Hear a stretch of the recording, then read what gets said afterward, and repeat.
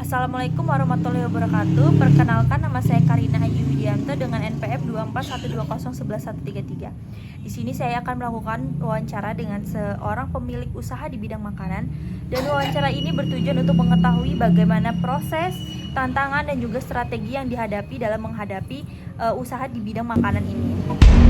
Hobinya kalau duitnya hilang aja sih sebenarnya. Karena tadi itu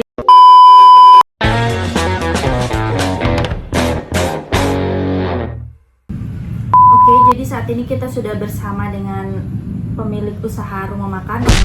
Mbak, boleh tolong diperkenalkan namanya dan nama usahanya? Nama saya Reni Lestari. Nama usahanya Dapur Manis. Oke, Mbak Reni, masuk ke pertanyaan pertama aja terkait dengan latar belakang usahanya. Kalau boleh tahu, boleh ceritain nggak awal bisa buka usaha catering ini gimana? Ya, awalnya dulu kan ya masakin suami aja sih, karena kan suami itu sering makan di luar. Berarti emang hobi masak gitu ya? Ya, dia kan biar kalau kerja itu sukanya makan dari kantor tuh makan di sini gitu. Kalau misalkan itu diajak makan juga, jadi kan kapan masak inilah gitu. Jadi nanti masakin anak-anak, ternyata suami suka gitu. Jadi ya karena ada ruko juga sih, ruko daripada nganggur kan, jadi buka usaha lah gitu. Dulu sih dibantu sama ibu kan sering masak orang-orang hajatan kan gitu, jadi kan masakannya tuh enak ibu, jadi dibantu sama ibu juga. Jadi kalau ada catering artikel gitu kan, nanti ya ibu bantu masak juga gitu, dan orang pada suka sih gitu, jadi lanjut. Oke, terus kalau waktu pertama kali mulainya tuh, itu mulai usahanya yakin atau ragu-ragu dulu sih, ini enak nggak, ini gimana ya? apa pendapat orang lain tentang masakannya atau gimana?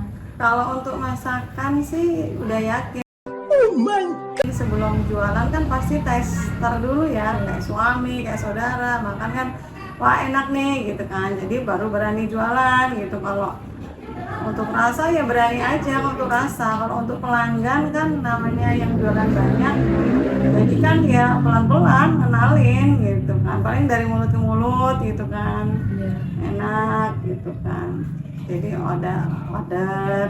Terus dapur mantulnya cuma ngelayanin catering atau bisa yang lain aja sih, kayak contohnya makan di tempat, pesen ini atau segala macam itu? Ya makan di tempat ada, udah disiapin tempatnya juga. Kalau untuk yang online, karena kan pasti di media sosial ya, entah itu yang sering sih lewat status WA. Nanti ini terus ada punya grup kawan-kawan kan, nanti posting hari ini ada promo apa misalkan Ada promo pakai 100.000 dapat apa aja. Nanti ada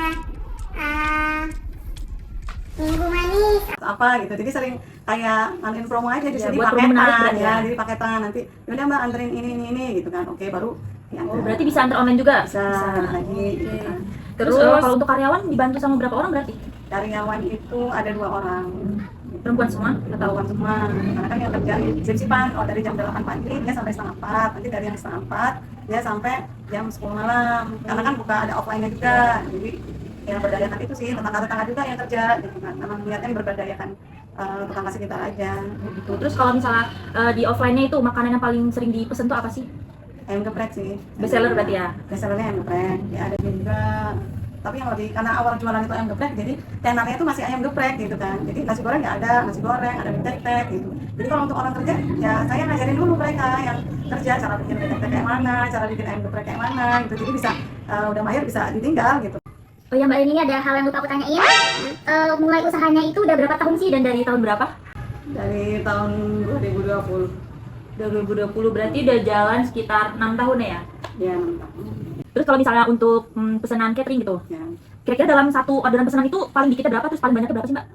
paling dikit ya ada 20. Kalau misalkan kan ada untuk acara apa sambil bagi tetangga aja gitu kan, ada yang 100 kotak. Kalau aku itu rata-rata 100 kotak lah gitu. Kalau untuk kenduri ya yang bukan artikel sih 60 variasi sebenarnya. Kita kalau misalkan ada teman ini mau cepat berkah gitu ya, jadi calling nanti kan pakai 10.000 gitu kan, nanti minta pakai berapa nanti dianterin ke pondok pesantren. Oh, jadi bisa by request juga. Bisa gitu. Terus kalau dari Usahanya Mbak Reni paling sering berkesan itu untuk makan di mana, lokal atau langsung banyak brand gitu? Bungkus sih, bungkus karena udah tenornya kan endoprek mantul ya, tapi dibungkus makan ya. Ada sih kadang kan yang ya namanya orang lewat kan salah kan makan di tempat nanti ya bungkus. Kadang karena di sini banyak ya pekerja kadang kan ya orang mau berangkat kerja mampir ke bekal lebihnya ada. Kalau untuk catering sendiri itu pasti ada menu-menunya. Menu-menunya itu udah ada dimasukin dalam ada paket 1, paket 2 atau paket berapa, atau mereka bisa request sendiri dalam box itu menu apa. Request sih kalau untuk menu yang biasa request, tapi kalau untuk yang paket itu kan ada. Nanti paket 10.000 dapatnya apa-apa, paket 13.000 apa-apa. Jadi konsumen tinggal pilih paket itu.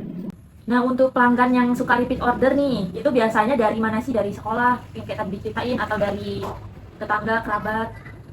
Tetangga iya, kadang ya aja kan Mbak, oh ini nanti diambil gitu kan. Teman-teman organisasi itu kan. Jadi karena saya sering update di status WA paket apa hari ini, paket ini ya, jadi mereka ngambil paket itu. Kalau misalnya kan tadi udah sempat jelasin kan sering lakuin promosi di status WA. Promosinya cuma di situ aja atau ada tempat lain kayak Facebook atau Instagram? Facebook ada sih, Facebook. Soalnya pengen mengembangkan saya, pengen banget gitu kan. Karena memang ya harus berani, cuman masih terkendala, masih ada ngajar les, ada anak-anak masih kecil, jadi lebih prioritas ke anak dulu, usahanya standar dulu aja sih. Nanti kalau anak-anak udah mulai bisa mandiri, nanti pengen mengembangkan sayap sih, jadi kayak udah ada rencana sih sebenarnya untuk setiap sekolah-sekolah atau kantor itu kayak dikasih apa namanya Name card kayak gitu maksudnya di situ ya. gitu. Oh ya Mbak Reni, gimana sih cara Mbak Reni menjaga rasa makanannya itu tetap konsisten sampai orang-orang tuh jadi repeat order lagi? Kalau saya itu jadi tipenya harus pakai takaran. Jadi kayak nggak bisa basing-basing grup gitu. Jadi ketika misalkan mau bikin orderan banyak pun dia akan dikalikan berapa lipat per porsi. Misalkan untuk sambal gepreknya nih, misalkan 1 porsi cabenya 4 atau cabenya 5, takaran tomatnya sekian gitu, itu harus standar kayak garamnya sekian. Jadi ketika kita bikin banyak pun itu nggak akan mengubah rasa gitu. Jadi rasanya tetap konsisten, Terus customer nah, terus terus kalau lagi. kita dalam keadaan puasa juga masih bisa tetap standar rasa, masih bisa gitu kan. Mbak Reni pernah nggak sih dapat kritik gitu dari pelanggan kayak Mbak keasinan? Tadi kan udah dijelasin kan konsisten itu kan kuncinya. Cuman maksudnya pernah nggak? Kan udah konsisten, tapi kan pasti ada suatu kesalahan terus pelanggan tuh komplain gitu. Kalau saya sih jualan itu, saya takut banget orang tuh nggak puas. Itu takut saya. Padahal dari segi marketing sebenarnya paling dari pelanggan ratusan pelanggan yang paling komplain 1-2. Cuman saya orangnya malah kepikiran tuh kalau ada orang yang komplain nggak puas gitu. Karena saya berusaha pelanggan itu, konsumen itu puas dengan orderannya gitu kan. Terus Mbak Reni pernah nggak sih mengalami kerugian dalam usaha ini kan udah jalan 6 tahun nih gitu? Kerugian terbesar itu pada saat apa? Enggak sih, kalau ini ya saya nilai untung, nanti saya dapat ini bisa bayar karyawan ya, untuk sedikit-sedikit ya nggak apa-apa lah gitu. Makanya kalau kerja hilang aja sih sebenarnya. Karena tadi itu yang karyawan nggak jujur. Karena karyawan nggak jujur, saya karena sering bolak-balik gitu kan, saya terus sembarang naruh uang. Pokoknya untungnya nggak seberapa, hilangnya seberapa. Nggak sebanding. Nggak sebanding. Terus apakah keuntungan dari usaha ini itu cukup untuk membantu sehari-hari Mbak Reni? Ya cukup aja sih ya, karena kan untuk makan sehari-hari gitu kan, untuk jajan, untuk ngasih saudara gitu kan, untuk sedekah. Masya Allah. Nah, cukup lah gitu ya, daripada enggak. Dan usaha seperti ini, itu rasa capeknya terbayar nggak sih sama hasil yang didapat sebenarnya? Atau emang lebih rasa capeknya? Kalau usaha catering itu memang capek ya, makanya saya nggak ngoyo. Maksudnya nggak ngoyo, saya kerjain sendiri supaya dapat untung banyak, enggak. Jadi saya lebih berdayakan tetangga gitu ya, supaya sama-sama berpenghasilan gitu ya. Jadi saya dapat sedikit yang sama, sedikit gitu kan. Jadi kan ada orang catering kayak di kerjain sendiri supaya untungnya dapat sendiri banyak gitu kan. Kalau saya enggak sih, saya lebih ke kerja sosial juga. Dua pertanyaan terakhir Mbak Reni sebelum kita tutup wawancara ini. Menurut Mbak Reni kunci supaya usaha bisa bertahan itu apa sih? Kalau konsisten udah pasti itu, yang lain? konsisten, nggak buka tutup sih sebenarnya. Jadi kalau apapun ya itu tadi kayak harga naik, nggak mungkin mau tutup gitu kan. Jadi tetap aja itu mode-mode kita, mode bertahan tetap gitu. Makanya kalau misalkan saya akan pergi ya nggak bisa, makanya harus punya karyawan untuk bisa standby di situ. Jadi kalau buka tutup nanti ketika tutup pelanggannya udah kayak yang lain udah gitu kan, mau tutup gitu. Di situ juga. Coba Mbak Reni kasih pesan untuk orang yang ingin menjalankan usaha seperti ini. Sebenarnya harus dimulai. Kalau nunggu nanti nggak mulai ya nggak akan kejadian gitu. Jadi intinya entah itu usaha itu bagus atau tidaknya dari mulai. Jadi yang penting kita udah punya planning, kita sudah melakukan, wajar namanya ada tadi kerja itu bangun, wajar ada komplainan, wajar. Jadi jangan underestimate dulu sih sebenarnya kalau ada komplainan, tetap kita nanti perbaiki. Bukan bengak juga di komplain nggak mau ini juga ya, tapi kita perbaiki dan itu nggak, jangan jadi melemahkan semangat kita sih komplainan itu, justru lebih ternyata kurangnya di sini, ternyata kurangnya di sini. Jadi lakukan dulu aja lah, do aja dulu gitu kan. Jadi kalau kita diam itu apalagi cuma angan-angan ya nggak bisa, kita nggak tahu sejauh mana nanti kita usaha kita itu. Nanti lakukan aja dulu. Mbak Reni, nggak kerasa ya kita udah cukup lama ngobrol. Makasih udah meluangkan waktunya untuk diwawancara. Ya, sama-sama. Kalau gitu saya pamit ya. Sama-sama, semoga sukses juga Mbak Amin. Reni. Ya, terima kasih Mbak Reni. I just had to let you know you're